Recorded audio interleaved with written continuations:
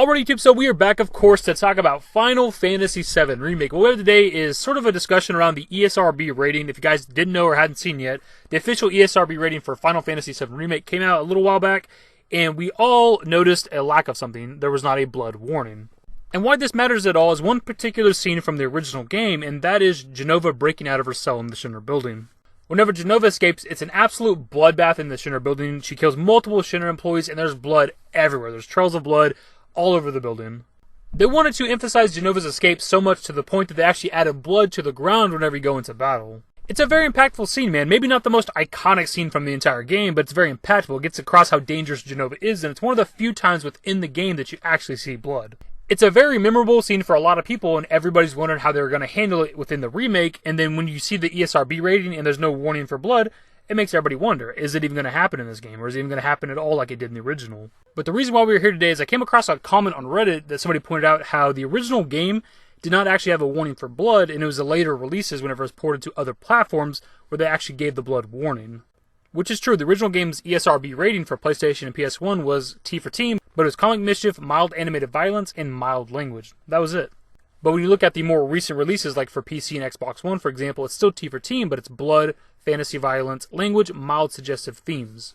And the example they give for why there's a blood warning is a handful of environments also depict blood-stained floors and walls. So as you can see here, they are directly alluding to what Jenova does. So I guess the way people are taking this or interpreting it is that just because the ESRB rating for FF7 Remake doesn't warn for blood, doesn't mean that there won't be blood in it. Which I believe to be absolutely untrue. I'll give you an example. If you look at the original ESRB rating for Final Fantasy XII on PlayStation 2, there was no warning for blood at all. But if you look at the more modern version, the Zodiac Age version, they do warn for mild blood.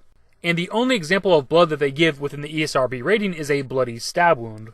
And I'll be completely honest, I've played a ton of Final Fantasy XII back in the day. I have my copy of Zodiac Age that I haven't finished yet, but I don't recall blood at all in this game. Obviously, there is some where they wouldn't warn for it, but it was never anything that was super impactful that I even remotely remember. Final Fantasy XV also warns for mild blood, and the example they give is a character with a blood-stained wound.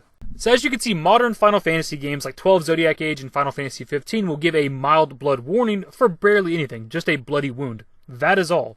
Whereas with Final Fantasy VII Remake, the official ESRB rating, there's not a warning for blood in the slightest, and obviously what Jenova does within the Shinra headquarters is vastly more graphic than a bloody wound. So for the ESRB to give a blood warning with the original Final Fantasy VII being ported to other platforms and directly referencing what Jenova does, blood-stained floors and walls, but you look at the ESRB rating for Final Fantasy VII Remake, and there's not a mild blood warning, a blood warning, nothing at all, not even a stab wound, even though we know that modern Final Fantasies like 15 and 12 Zodiac Age will give at the very least a mild blood warning just for a simple bloody wound. It makes you wonder, man, is there going to be any blood in this game at all? Is there even going to be the Jenova escaping from the pod? If she does, will she even kill anybody? Like, you have to worry about these things, man. Because we can see that they give a blood warning for barely anything, and there's not one at all for the remake. Even though they do talk about, in the ESRB description, the people get killed. They talk about people getting stabbed off camera, people getting shot off camera, but there's no blood to be found. So, of course, I want to pass off to you guys. What are your thoughts on this? Because I think some people are jumping to conclusions. Just because the original game didn't warn for blood, and then the releases did, doesn't mean that there will be blood in the remake. Otherwise, wouldn't they tell us? Wouldn't that be in the ESRB rating? So I am interested to get your guys' take on this. Also, as you guys are watching this, it's the 31st. It's New Year's Eve. I am not home. I recorded this video yesterday, scheduled to upload today. I may not have a video out tomorrow, just depends. So if there's any kind of news that comes out today or tomorrow on the 1st, let me know for sure in the comments. And as soon as I get home, we'll definitely make a video covering whatever I might have missed within the last day or two.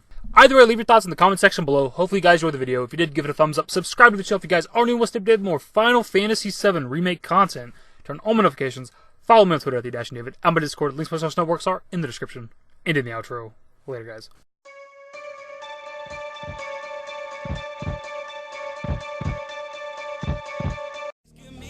Give me forever for a while, give me forever for a while. Quit